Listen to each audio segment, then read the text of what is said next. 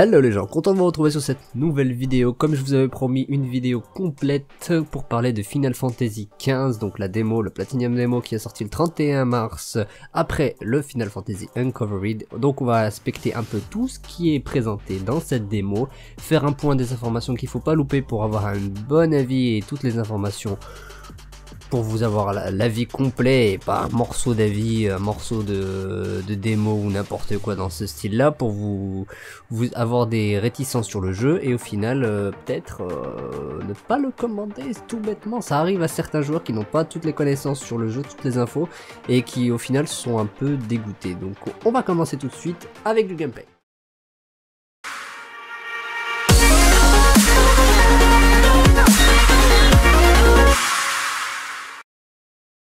Le plus attendu JRPG de l'année 2016 a été annoncé pour le 30 septembre 2016 sur Xbox et PS4. Une version PC surviendra par la suite.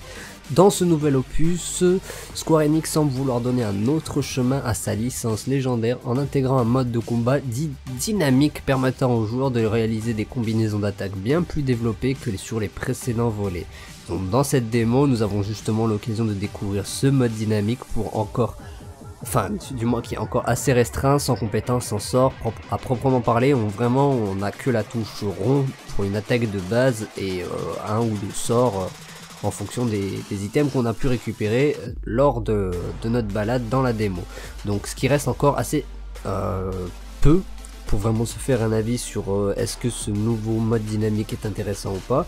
Mais c'est vrai que beaucoup de personnes qui sont assez puristes sur ce Final Fantasy ont été assez dégoûtées par ce micro gameplay, cette micro découverte d'action un peu mitigée, parce que si vous n'avez pas encore l'étoile, vous n'avez pas vu les autres combinaisons, les modes de déplacement de Noctis. Si vous avez testé que l'épée, c'est vrai que l'épée c'est la première, donc effectivement elle nous laisse très peu de choix au niveau des compétences et au niveau du mouvement, déplacement et tout ça.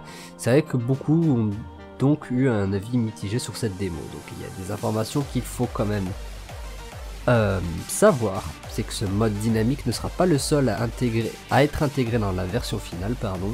Il y aura aussi un mode stratégique, donc qui permettra aux joueurs d'avoir un gameplay beaucoup plus traditionnel au tour par tour pour garder l'expérience de base de Final Fantasy. Donc bien entendu, les amateurs de ce mode de jeu seront comblés et les puristes auront aussi leur mode de jeu. Je pense que ça satisfera tout le monde sur ce point là.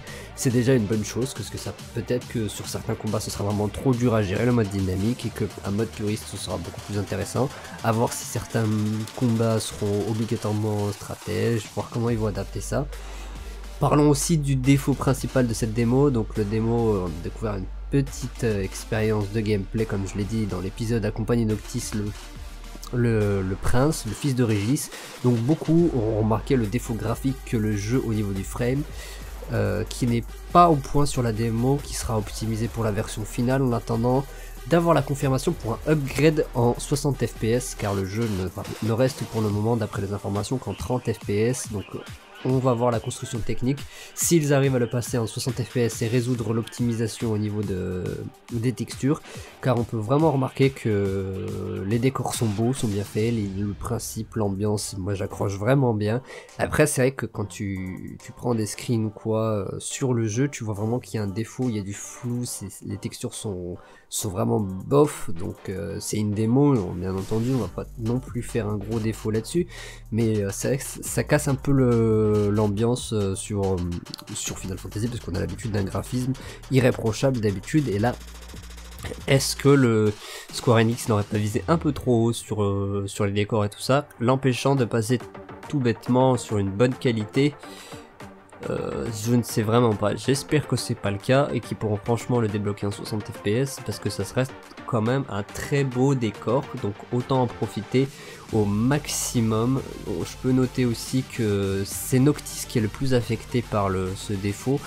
On peut noter que, par exemple, je sais pas si vous avez fait attention à ses coudes et ses genoux qui sont complètement dégueulasses. Le reste du décor en lui-même est passable, enfin là, niveau de pluie et tout ça, les changements de décor sont raisonnables.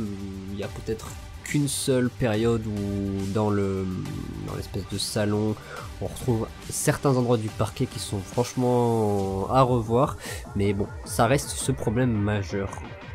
Donc au niveau des découvertes, maintenant on va faire un petit topo sur les découvertes. Vous avez sûrement remarqué en vous baladant dans la démo la présentation des deux boss de la version finale, le géant du début et le gigantesque dragon que vous voyez maintenant à l'écran. Donc ces deux monstrueuses bêtes que nous devrons affronter lors de la version finale. Donc j'ai hâte d'affronter ce saloperie de dragon. Donc vous voyez quand même à la caméra, j'essaie de viser sa tête, je ne vois pas sa queue. Il est quand même franchement badass. Le géant, on ne voit qu'une partie de lui, mais sur le trailer de lancement on le voit. Et bon, c'est même pas Noctis n'est même pas un doigt de pied de ce colosse. Donc ça pourrait être intéressant. C'est vraiment l'envergure, ils ont vraiment visé haut sur ce nouvel opus, vraiment très très haut. Donc c'est vraiment, j'ai vraiment hâte de tester, voir si c'est correctement. En plus avec ce nouveau mode dynamique, je me demande vraiment comment la tournure des choses va faire au final. Donc c'est assez sympa. Ça, c'est vrai que bon, les Final Fantasy tour par tour, c'était bien, mais bon, maintenant qu'il y a beaucoup plus de jeux en action, c'est vrai que si ça avait été que du tour par tour, j'aurais quand même été assez dégoûté sur le final.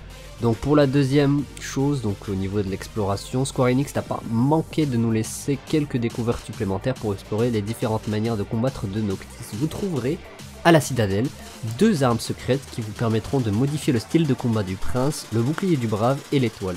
Sont simples à obtenir. Pour le bouclier, vous devez être en possession de 100 cristaux en entrant dans la citadelle. Pour une fois que vous êtes en position des cristaux, que vous affrontez le géant, vous devez faire durer le combat jusqu'à ce que votre gardien vous donne la possibilité d'utiliser l'éclipse. Donc l'éclipse, c'est la faculté de se téléporter avec son épée pour gravir la citadelle. Une fois que cela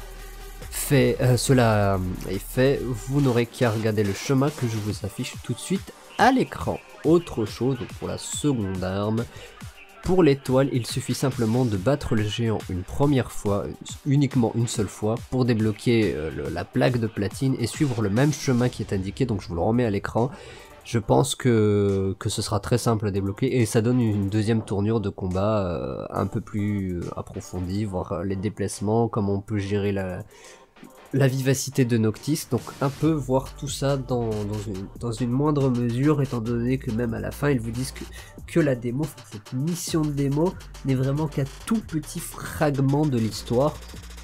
Alors on imagine les possibilités de compétences, les possibilités d'armes, de stuff, d'armure, peut-être d'invocation, je ne sais pas encore.